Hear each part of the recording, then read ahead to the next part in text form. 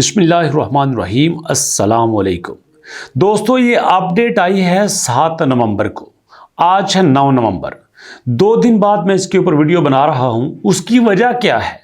उसकी वजह यह है कि यहां पे जो हमें दिखाया जा रहा है वो हो नहीं रहा, और जो हो रहा है ना वो दिखाया जा रहा है और ना उसके बारे में बताया जा रहा है। यहाँ पे हमें बताया गया है कि जो टोमा के स्टेक होल्डर थे, जिन दोस्तों ने टोमा के टोकन्स को स्टेक किया था डक चेन में, उनके यहाँ पे जो सारा सिस्टम था, वो रिवार्ड, वो कैंपेन जो है वो यहाँ पे क्लोज हो चुकी है। अब जनाब वो अपना यहाँ पे रिवार्ड क्लेम कर सकते हैं, यहाँ पे उनको रिवार्ड मिलेगा।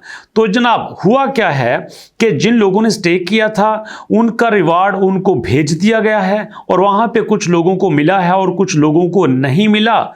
और अब टू मार्केट कह रहा है कि हम आपके पेशेंस को अप्रिशिएट करते हैं। किनका अप्रिशिएट करते हो?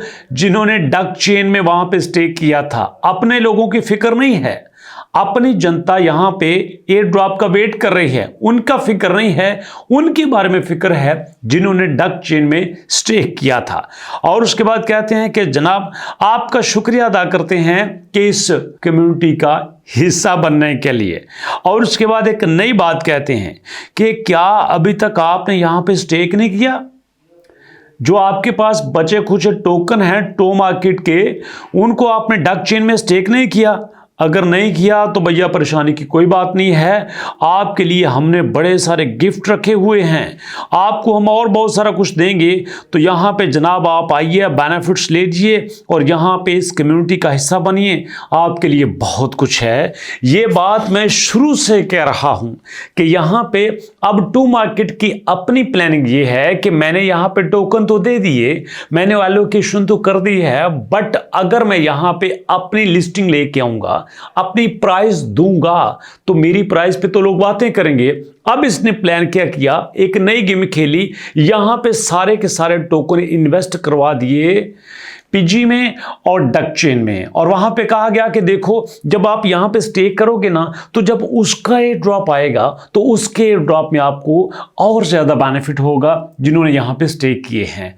और अब हुआ क्या है ये भी देखते जाइएगा। ये देखिएगा जरा पीजीसी की प्राइस, जिसको हम पिगी कहते हैं, ये प्राइस ही दोस्तों यहां पे टॉप है हमारे पास 0.01 पे, 0.01 पे प्राइस थी, और अब ये प्राइस 0.005 पे आके रुकी हुई है। जी हां, 0.05 पे आके रुकी हुई है। सॉरी, 1 0 नहीं बल्कि 2 0 है।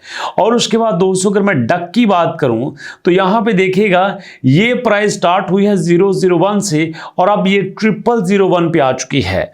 मतलब जो टोकन आपको डक के मिले थे, पहली बात तो ये है कि मुझे अक्सर ये कंप्लेन्स आई हैं कि सर जो टोकन हमें वहाँ पे नज़र आ रहे थे अब वो एकदम से चेंज होना शुरू हो चुके हैं।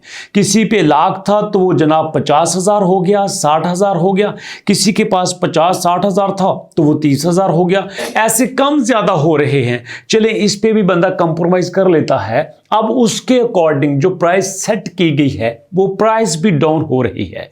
मतलब समझने की कोशिश कीजिएगा, अगर पहले हमें 1 लाख टोकन्स के $50 मिल रहे थे तो ठीक आधे घंटे बाद उन्हीं 1 लाख टोकन के हमें $20 मिल रहे हैं। मतलब उन टोकन की प्राइस ही डाउन की जा रही है, जिसकी वजह से हमारा रिवार्ड कम हो रहा है।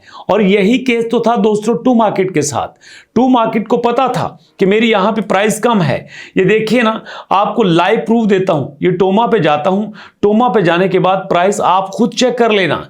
ये देखिएगा प्राइस यहां पे है दोस्तों 0.00016, 3 0 के बाद 1 आता है। और ये प्राइस कहां से डाउन हुई है? 0.001 से। जी हां, 0.001 से प्राइस डाउन हुई है 0.00001।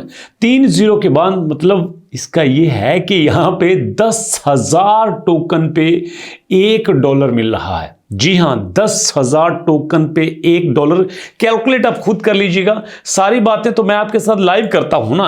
ये देखिए कैलकुलेटर आपके सामने खोलता हूं, यहां पे जनाब अगर मेरी टोकन की प्राइस है 0.000 और 16 है, इसको मैं मल्टीप्लाई कर लेता हूं दोस्तों यहां पे 10,000 के साथ, तो आप खुद यहां पे देख लेना। ये देखिए 1.6 बनते हैं, तो क्या प्राइस है?